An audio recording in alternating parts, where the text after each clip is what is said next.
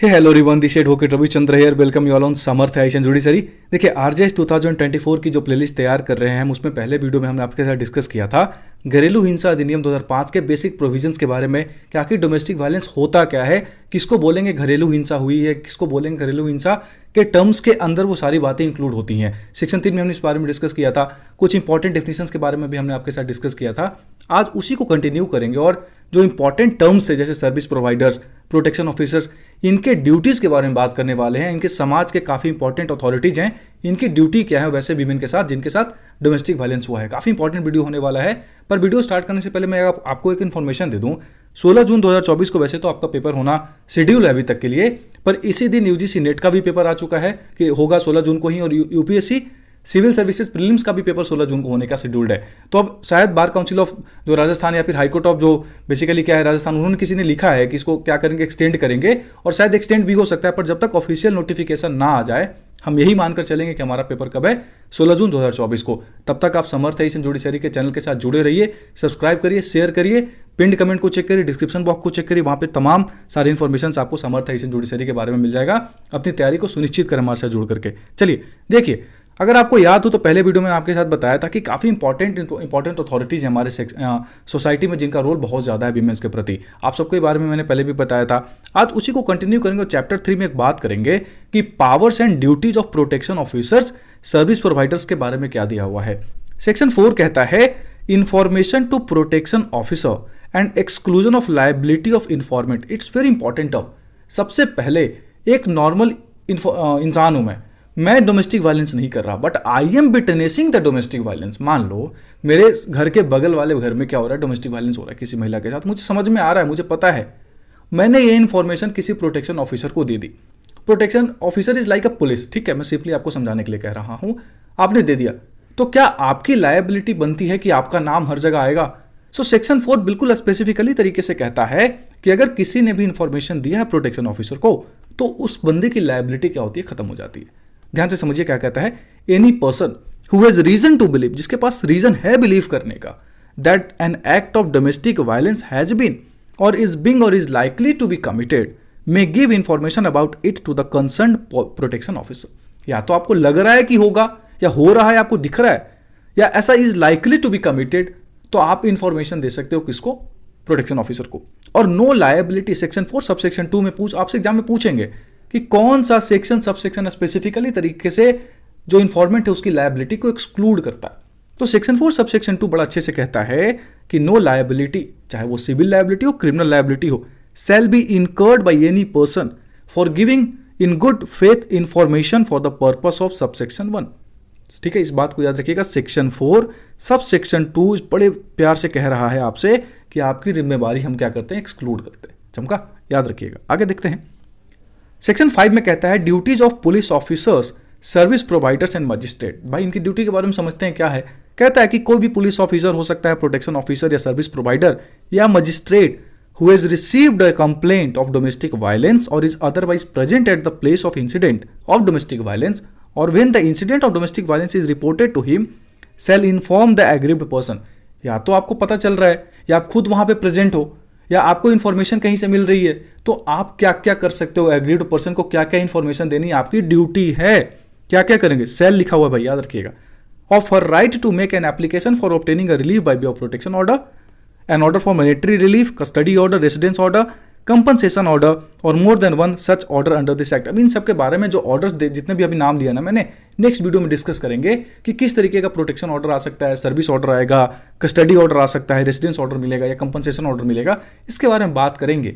तो सेक्शन 5 कहता है कि आपको इंफॉर्मेशन देना पड़ेगा उस लेडी को कि भाई आपके पास ये सारे ऑर्डर्स मांगने का क्या अधिकार है, आप उनके लिए क्लेम कर सकते हो, नॉट मांगना, क्लेम कर सकते हो बेसिकली। ठीक है, आगे of the availability of services of service providers, आप उनको बता सकते हो कि देखो डीवी एक्ट के अंदर सर्विस प्रोवाइडर्स की कुछ रिस्पॉन्सिबिलिटियां दी गई है जिसको आप डिमांड कर सकते हो।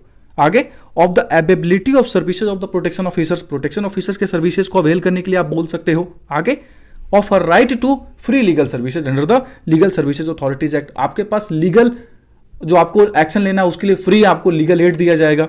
आगे आप 498A ऑफ द आईपीसी के तहत कंप्लेंट भी कर सकते हो अगर रिलेवेंट हुआ।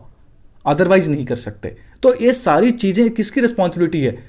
प्रोटेक्शन ऑफिसर्स की, मजिस्ट्रेट की, या फिर आप सर्विस प्रोवाइडर की बात करो, इन सबकी जिम्मेवारी बनती है कि आप बताओगे उस महिला को कि आपके पास ये सारी चीज़ों को क्लेम करने का अधिकार है as per the section 5 of the DV act. आगे कहता है provided that, it's very important proviso कहता है, nothing in this act shall be construe in any manner as to relieve a police officer from his duty to proceed in accordance with law upon receipt of information as to commission of a cognizable offence. This is a cognizable offence, इस बात को याद रखिएगा। DV act के तहत किया हुआ कोई भी ऑफेंस कॉग्निजेबल ऑफेंस है। तो कॉग्निजेबल ऑफेंस मिलने के बाद एक police officer under the CrPC जैसे रिएक्ट करती हैं, अरेस्ट कर सकती हैं, वो यहां पर भी कर सकते हैं। ऐसा नहीं है कि आपने महिला को बता दिया कि तुम ये सब क्लेम कर सकते हो तो उसके बाद आप चले गए पुलिस स्टेशन या फिर आपने छोड़ दिया। नहीं, you have to proceed as per the CrPC whenever you get information of the cognizable offense। चमका, इस बात को याद रखिएगा, सेक्शन 5 के प्रोवाइजो में बात दिया हुआ है। रिलीव नहीं कर रहे हैं हम आपको कि सर हमने तो कुछ किया ही नहीं, हमने तो कॉग्निजेबल ऑफेंस मिला, हमने बता दिया, बाकी हमारा काम खत्म। नहीं, you have to proceed with the provisions of the CrPC. Section 6 कहता है duties of shelter homes. If an aggrieved person और on behalf of protection officer और service provider request the person in charge of a shelter home to provide shelter to the aggrieved women, वो shelter home उसको provide करेगा वहां पे। तो basically मैं section 6 में आपको इंपॉर्टेंट क्या है कि किस सेक्शन में ड्यूटीज ऑफ शेल्टर होम्स के बारे में डिस्कस किया हुआ, सीधा सीधा पूछेंगे। सेक्शन 6 में प्रोटेक्शन ऑफिसर है, महिला खुद जाकर बोलती है कि सर मुझे यहाँ पे रखिए, मुझे रखना है आपको शेल्टर होम्स के तहत, तो आपको रखना पड़ेगा, ठीक है।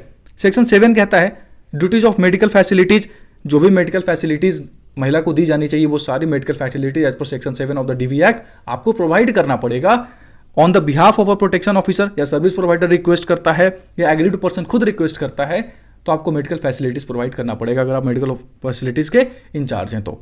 सेक्शन 8 कहता है appointment of protection officer, it's very very important. किस पर्टिकुलर सेक्शन में प्रोटेक्शन ऑफिसर्स के अपॉइंटमेंट की बात की हुई डीवी एक्ट में, तो आपको याद रखना है सेक्शन 8 कहता है a state government shall by notification appoint such number of protection officers in each district as it may consider necessary, और नोटिफाई करेगा कि किस एरिया और जुरिस्डिक्शन बेसिकली उसका क्या होगा प्रोटेक्शन ऑफिसर का। तो सेक्शन 8 में कौन है, who is the responsible authority जो अपॉइंट करेंगी प्रोटेक्शन ऑफिसर्स को, या करेंगे बेसिकली मैं कहूं तो कौन हो जाएंगे, स्टेट गवर्नमेंट, और हर डिस्ट्रिक्ट में उनका जुरिस्डिक्शन भी वही बताएंगे। आगे protection officer shall as far as possible be women and shall possess such qualifications as experience may be prescribed। आगे कहता है महिला होनी चाहिए, टर्म्स एंड कंडीशंस भी स्टेट गवर्नमेंट बताएंगे एज पर सेक्शन 8। सेक्शन 9 समझिए, duties and functions of the protection officers. Protection officer की ड्यूटी क्या होगी? देखिए, प्रोटेक्शन ऑफिसर की ड्यूटी होगी कि वो असिस्ट करेंगे मजिस्ट्रेट को उनके फंक्शंस को डिस्चार्ज करने में। एक DIR बनाएंगे, domestic incident report to the magistrate, कि सर क्या क्या हुआ था वहां पे, और वो सारी चीजें फॉरवर्ड करेंगे मजिस्ट्रेट को, और police officer in charge of police station with in the local jurisdiction जहां पे भी डोमेस्टिक वायलेंस हुआ है। तो प्रोटेक्शन ऑफिसर्स की जिम्मेवारी बन रही है कि वो एक DIR तैयार करके SHO साहब को भेजेंगे, और किसको भेजेंगे, मजिस्ट्रेट साहब को भेजेंगे। आगे एप्लीकेशन लिखेंगे मजिस्ट्रेट को कि सर एग्रीव्ड पर्सन क्या क्या रिलीफ मांगते हैं, क्या क्या उनका रिलीफ क्लेम है, ये सारी बातें ड्यूटी किसकी है, प्रोटेक्शन ऑफिसर्स की।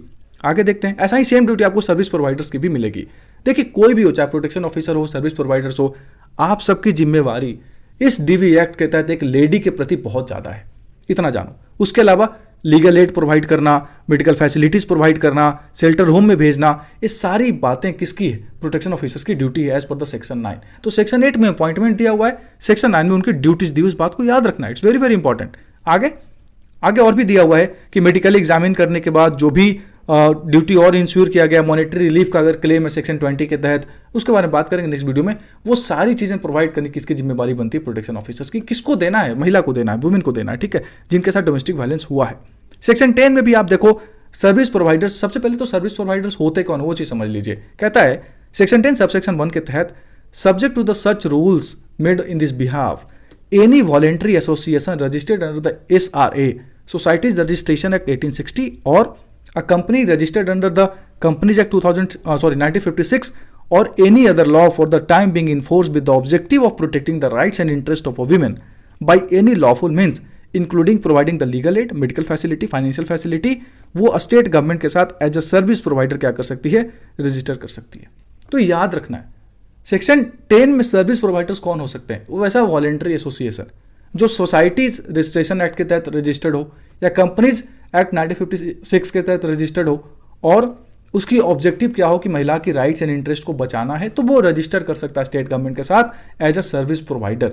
किस लिए? ताकि आप मेडिकल फैसिलिटी प्रोवाइड कर सको, लाइक एनजीओ होते हैं ना, उस तरीके से बेसिकली। और या फिर आप उसको लीगल एड प्रोवाइड कर सकते हो, अदर असिस्टेंस प्रोवाइड कर सकते हो। जैसे मैं भी कई बार सोच रहा था कि जस्ट एक ऐसा करके एक एसोसिएशन बनाते हैं जिसमें हम लीगल एड जितना हो सके प्रोवाइड कर सके उन महिलाओं को जिनके साथ डोमेस्टिक वायलेंस होता है। अगर आप जुड़ना चाहते हो तो आप मुझे कमेंट करना, व्हाट्सएप करना है मेरे नंबर पे, तो अपन इसके ऊपर बात भी करेंगे। आगे कहता है a service provider registered under subsection 1 shall have the power. वो देखिए सेम पावर, मैं सिंपली कहूँ तो ऑलमोस्ट सेम पावर जो प्रोटेक्शन ऑफिसर्स को दी हुई हैं वो सर्विस प्रोवाइडर्स के साथ भी आप बिल्कुल पॉज करके पढ़ लेना। देयर इज नथिंग ऐसा जो मुझे बताने की जरूरत है यहाँ पे। बेसिकली इनका काम क्या है ना कि सर्विस प्रोवाइडर हो चाहे आप प्रोटेक्शन ऑफिसर्स हो, आप सबकी जिम्मेवारी बनती है कि वो जो लेडी जिनके साथ डोमेस्टिक वायलेंस हुआ है ना उसको मेडिकली एग्जामिन कराओ, उसको आप एक DIR प्रॉपर तैयार करो, उसको लीगल एड प्रोवाइड करो, उसको फाइनेंशियल असिस्टेंस दो, ताकि वो इस ट्रॉमा से बाहर आ सके। ये बेसिकली पावर्स और ड्यूटीज रिस्पॉन्सिबिलिटी किसको दी गई हैं? सर्विस प्रोवाइडर्स को और क्या नाम है, प्रोटेक्शन ऑफिसर्स को, अंडर सेक्शन 10 सेक्शन 9 रेस्पेक्टिवली। आगे देखते हैं। आगे कहता है कि नो सूट प्रोसिक्यूशन और other legal proceeding shall lie against any service provider or any member of the service provider who is deemed to be acting or purporting to act under the act for anything which is in good faith done or intended to be done in the exercise of powers or discharge of functions under this act towards the prevention of the commission of DIR, मतलब domestic violence. Basically it's very very important. Section 10 subsection 3 कहता है कि कोई भी suit या prosecution या legal proceedings लाई नहीं करेगा सर्विस प्रोवाइडर्स के अगेंस्ट अगर वो उन्होंने कुछ भी गुड फेथ में या intended to be done in the exercise of powers और फंक्शंस किया हो तो उनके ऊपर कोई सूट ऑफ प्रोसिक्यूशन या लीगल प्रोसीडिंग्स नहीं अप्लाई होगा। देखिए मैं क्या बोल रहा था, मैं आपको सिंपली समझाऊं।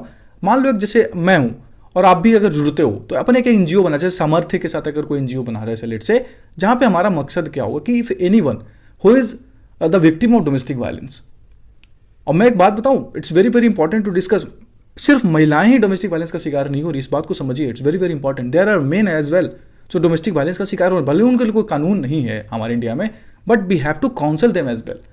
इसके ऊपर बात होना बहुत जरूरी है। It's not only women who are under the क्या बोल सकते हैं problems of domestic violence, men are also.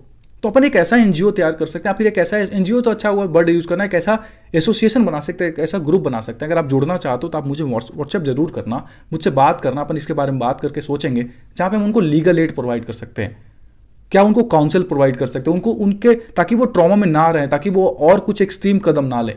ये सारी चीज़ें अगर आप सोचोगे ना तो आप मेरे से जुड़ना, अपन तैयार करेंगे प्रॉपर, इसको आगे बढ़ाएंगे। ठीक है, अभी इसके ऊपर कभी और डिस्कस करेंगे आराम से। अब ये पढ़ लेते हैं सेक्शन 11, टॉपिक से डाइवर्ट नहीं होना। ड्यूटीज ऑफ गवर्नमेंट, देखिए सेंट्रल गवर्नमेंट हो स्टेट गवर्नमेंट हो, उनके लिए बिल्कुल सेम रिस्पॉन्सिबिलिटी है। पब्लिक मीडिया के थ्रू, टेलीविजन रेडियो के थ्रू आप जितना इस एक्ट को बढ़ा सकते हो बढ़ाओ। सेंट्रल गवर्नमेंट ऑफिसर से अपॉइंट कर सकती हैं, जुडिशियल ऑफिसर जो भी हैं उन सबके जो अवेयरनेस प्रोग्राम्स है वो चलाओ, सेंसिटाइजेशन प्रोग्राम्स है, पीरियोडिक टाइम पे 1 महीने 2 महीने 6 10 महीने पे चलाते रहो ताकि लोगों के अंदर इस चीज़ की अवेयरनेस बढ़ती रहे।